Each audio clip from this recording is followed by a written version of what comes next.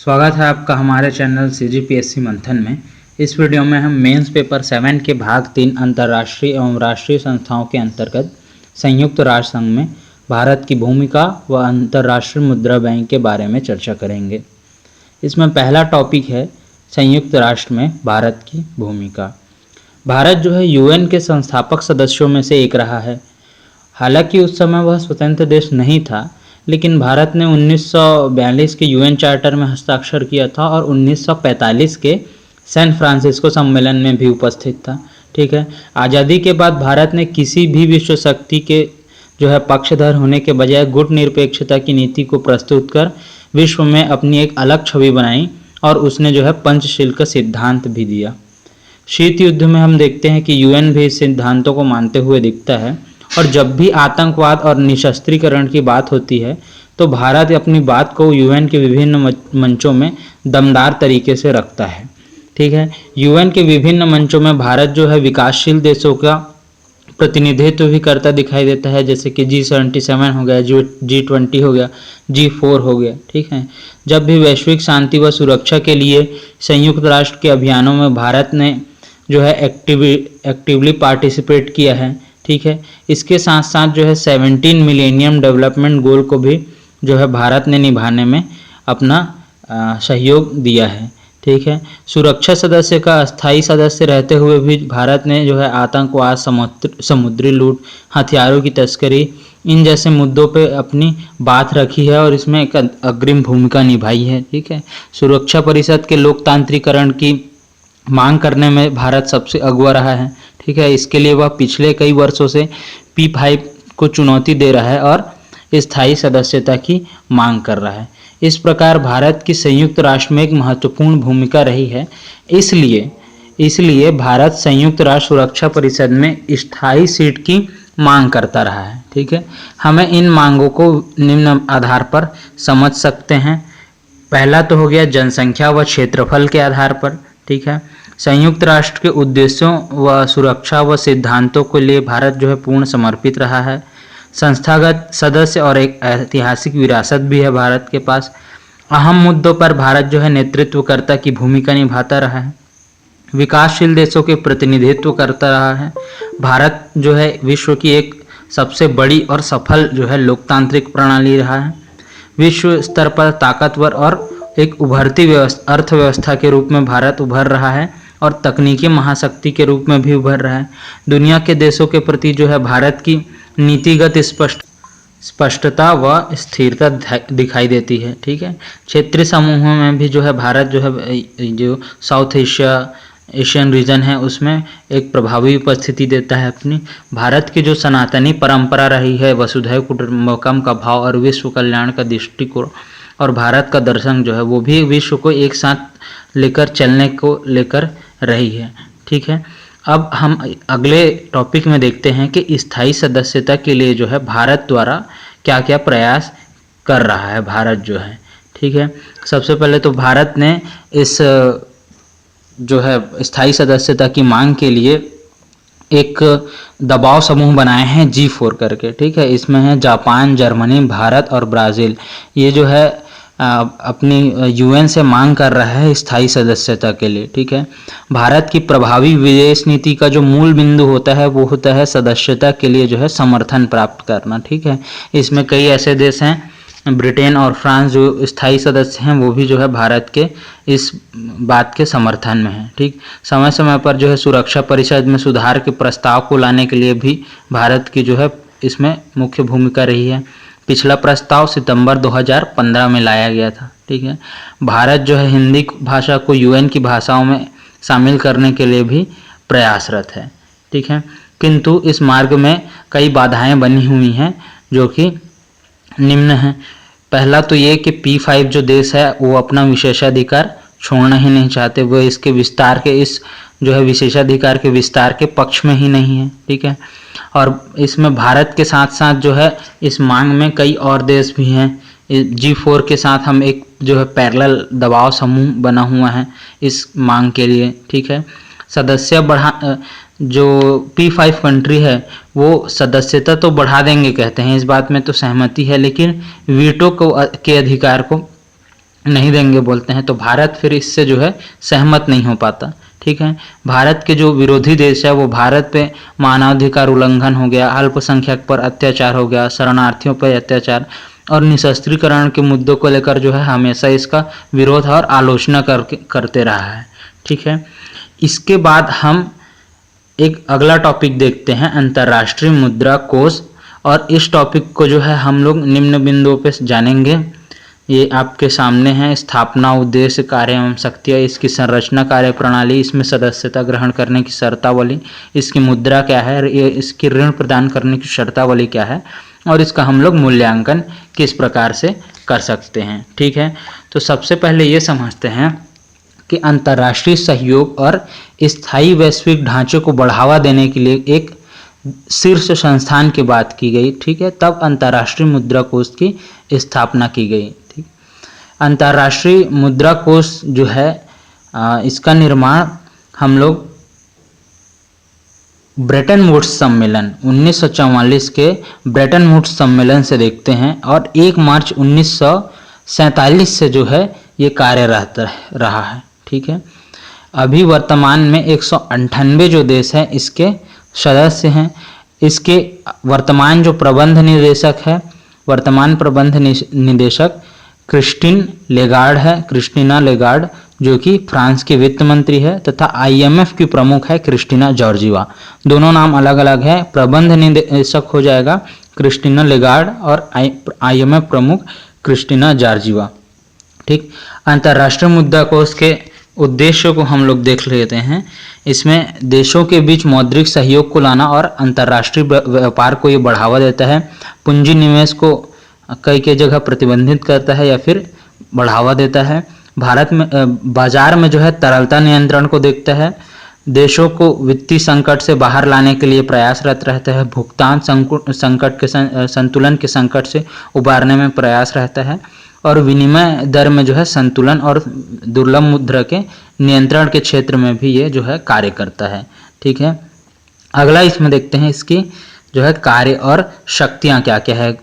तो सबसे पहले तो यह है विभिन्न प्रकार के ऋणों को प्रदान करता है, जैसे कि संकटकालीन ऋण हो गया, भुगतान संतुलन ऋण हो गया, समसामयिक ऋण हो गया और स्थायित्व ऋण हो गया। ठीक है, दुर्लभ मुद्राओं की खरीदी बिक्री और नियमन करता है और जो है वित्तीय स्थिति पे निगरानी करता है। ठीक है, आर्थिक नीतियों के निर्धारण में जो है कई देशों को सलाह देता है कि उनकी आर्थिक नीति कैसी होनी चाहिए। ठीक है, आर्थिक संकट में फंसे देशों को जो है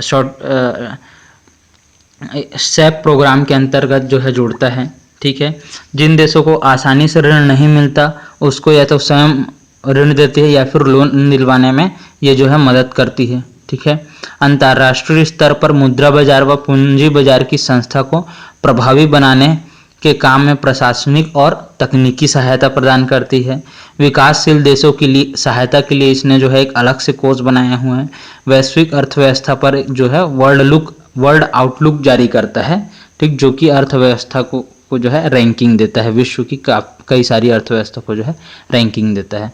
ठीक है, अगला ही हम लोग इसकी प्रशासनिक और संरचना और कार्य प्रणाली को समझते हैं। तो सबसे पहले जो बोर्ड ऑफ गवर्नर, यूएन की संरचना में जो है board of governor, board of director और कई समितियां आती है। ठीक है, इसी को हम लोग देखेंगे। तो बोर्ड ऑफ गवर्नर जो है अंतर्राष्ट्रीय मुद्रा कोष की सर्वोच्च निर्णायक संस्था है। इसके सभी जो 189 सदस्यों का प्रतिनिधित्व होता है इसमें, और कोष के गवर्नर मंडल में प्रत्येक सदस्य देश द्वारा गवर्नर नियुक्त किया जाता है, जो कि उस देश का या तो वित्त मंत्री होता है या फिर जो सेंट्रल बैंक है उसका गवर्नर होता है। अगला इसमें है बोर्ड ऑफ डायरेक्टर। ये जो है कार्यपालिका के समान होता है, इसके 6 सदस्य होते हैं और यही जो है एक महत्वपूर्ण संस्था होती है। ठीक है, अगला इसमें 2 समिति देखते हैं, एक तो IMFC international monetary and finance committee और दूसरा है विकास समिति। IMFC जो है एक सलाहकारी संस्था है।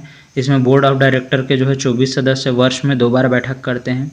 विकास समिति जो है विकासशील देशों के विकास कार्य पर विचार करती है और ये जो है IMF और वर्ल्ड बैंक की संयुक्त समिति है। ठीक है, अगला हम लोग इसमें देखते हैं कि IMF में सदस्यता के लिए क्या प्रावधान है। ठीक है, तो IMF में सदस्यता के लिए कोई भी संप्रभु राष्ट्र जो है आवेदन कर सकता है।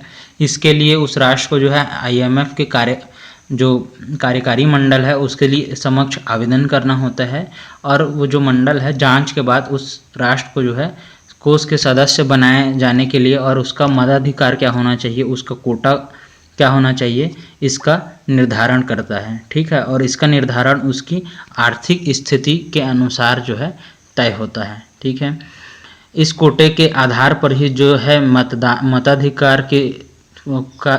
मताधिकार प्रदान करने का और ऋणों की स्थिति जो है तय होती है।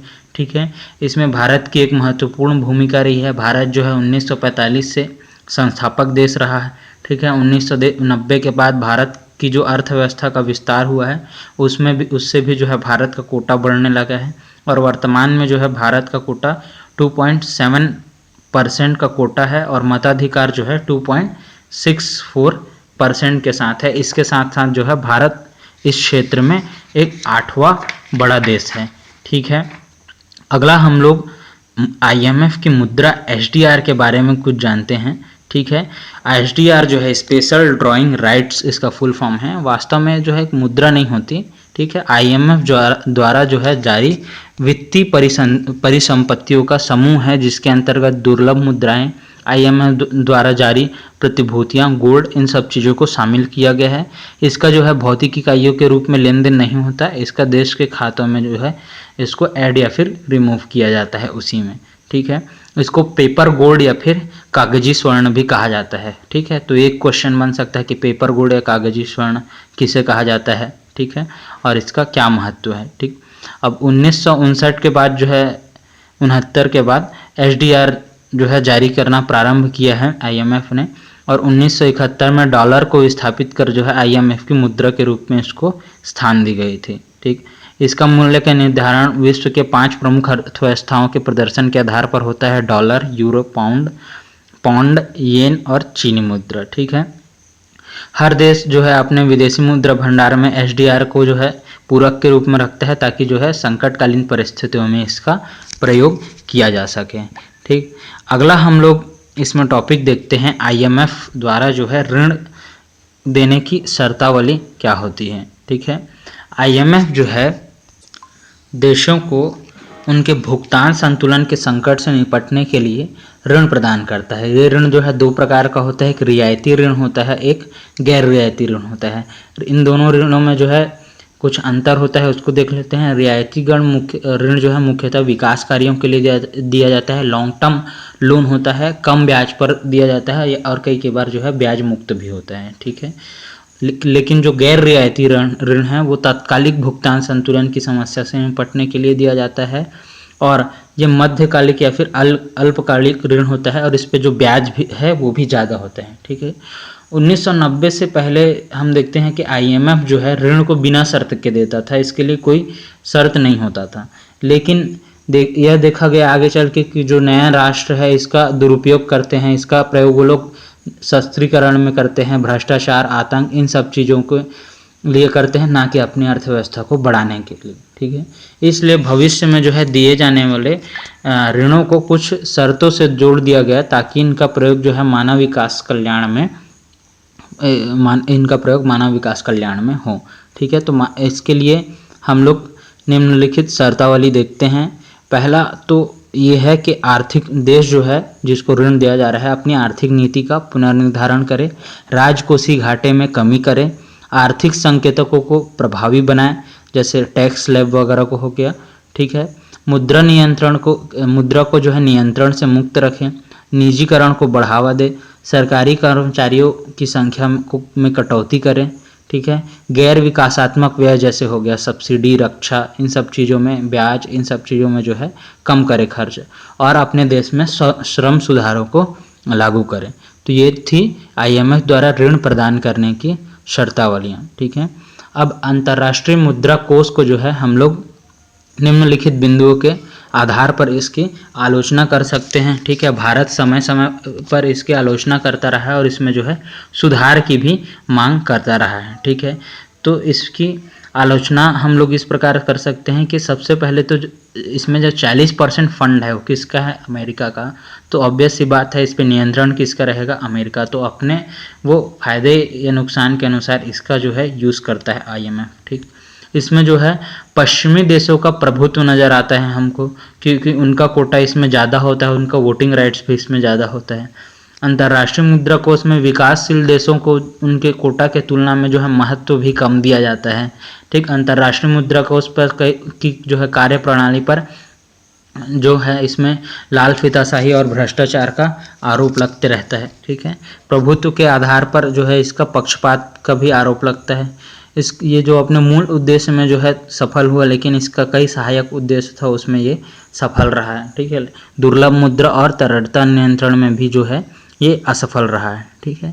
तो इस प्रकार हम लोगों ने जो है IMF को आज समझा, इसकी स्थापना, इसके कार्य प्रणाली, इसकी कार्य करने की कार्य शक्ति हो गया, इसकी ऋण प्रदान करने की शर्तावली, भारत का इसमें जो है भूमिका, इन सब चीज़ों को हमने देखा, ठीक है। तो अब फिर आज के वीडियो में बस इतना ही। अगर आपको ये वीडियो पसंद आया हो तो लाइक ज़रूर करें और हमारे चैनल को सब्सक्राइब जरूर करें। तो फिर मिलते हैं नेक्स्ट वीडियो में, तब तक के लिए धन्यवाद।